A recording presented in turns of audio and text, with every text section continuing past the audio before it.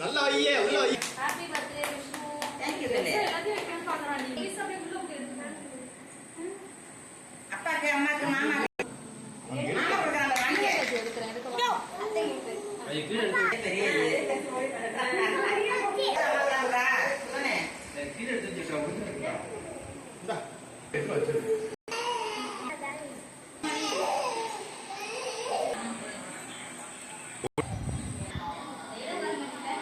தனியா உங்களுக்கு கேக் சின்னதா இருக்குமா? ஏன் ரெடி 1 2 இது.